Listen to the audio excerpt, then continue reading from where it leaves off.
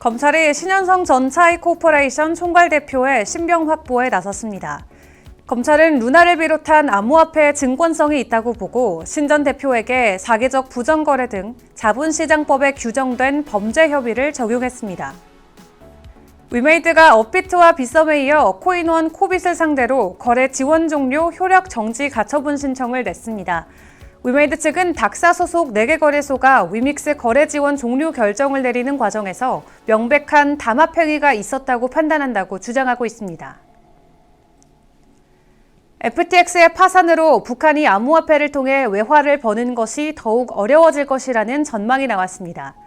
FTX 사태가 북한의 암호화폐 활동과는 아무런 관련 없어 보이지만 북한 정권의 암호화폐 의존도가 높아 영향을 받게 된다는 설명입니다.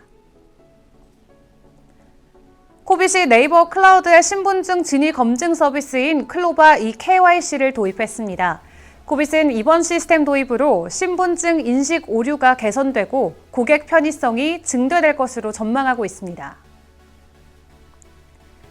미국 상원 재무위원회가 바이낸스와 코인베이스 등 암호화폐 거래소에 재무 데이터 제출을 요구했습니다. 재무위원회 위원장은 주요 거래소들에게 각사의 고객 예금, 자산관리 정책과 대차 대조표 등을 요청한 것으로 알려졌습니다. 코인베이스 월렛이 4개 암호화폐에 대한 서비스를 지원하지 않는다고 발표했습니다. 다만 서비스 지원은 내년 1월부터 중단되지만 이후 복구 절차를 통해 잔액을 인출할 수 있다는 설명입니다.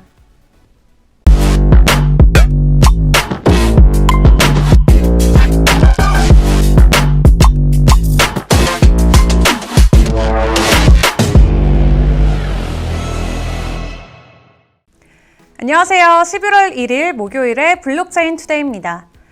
FTX 해커가 자금을 세탁하기 위해 비트코인 믹서를 사용한 후 탈취한 자금 일부를 OKX 거래소로 송금한 것으로 나타났습니다. 해커들은 자금 세탁을 위해 계속해서 자산을 이동하고 있는데요. 현재까지 최소 225개의 비트코인이 OKX로 전송된 것으로 알려졌습니다. 오늘 블록체인 업계의 주요 소식입니다. 테라 루나 폭락 사태를 수사 중인 검찰이 권도영 대표와 함께 테라폼랩스를 창립한 신현성 전 차이코퍼레이션 총괄대표의 신병 확보에 나섰습니다.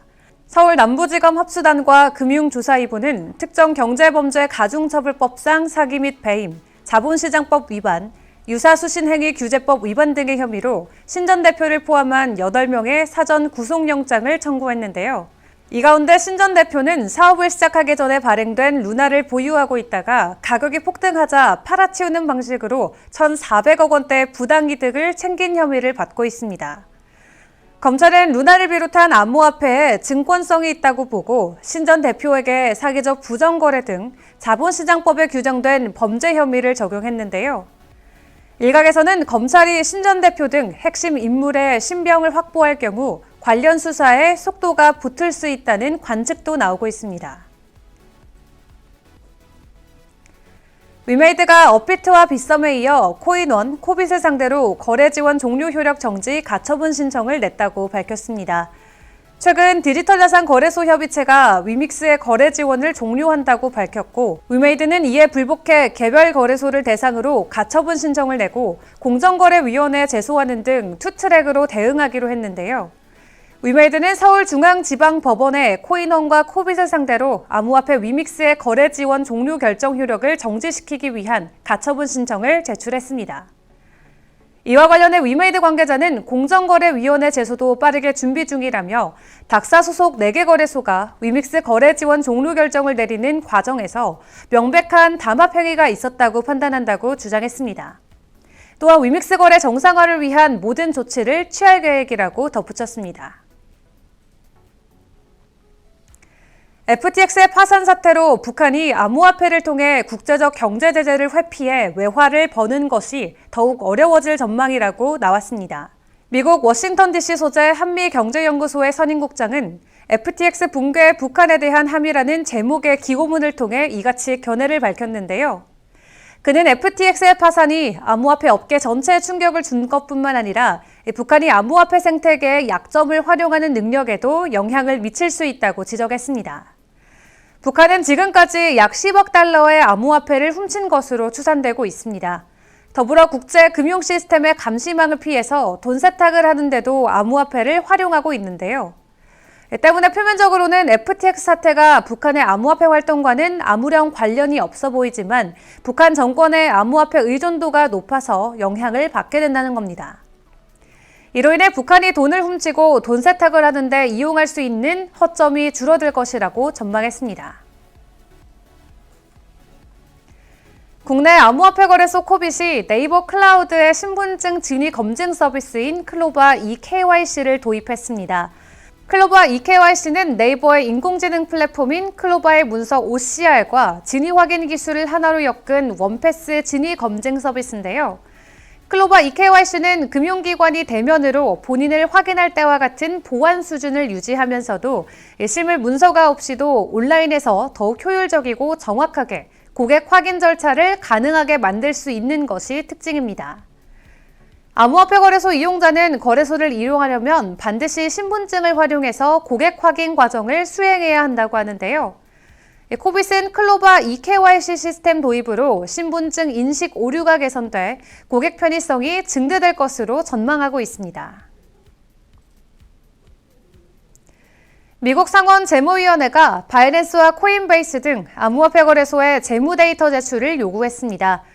론 와이든 미 상원 재무위원회 위원장은 주요 거래소들에게 각사의 고객 예금과 자산관리 정책과 대차 대조표 등을 요구했는데요.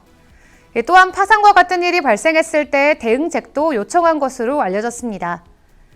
이번 재무 데이터 요구는 바이낸스와 코인베이스 외에도 크라켄, 쿠코인, 비트파이넥스, 제미니에도 이루어진 것으로 나타났는데요.